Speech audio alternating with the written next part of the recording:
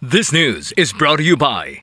Are you experiencing body weakness? Do you have delayed wound healing? Do you feel hungry all the time? You may have diabetes. A powerful duo to help diabetic. Natural way of lowering blood sugar level. Clinica DTX 500 is a powerful duo that combines of ampalaya extract and the sugarcane extract. Clinica DTX 500 stimulates the production of insulin, enhance conversion to energy.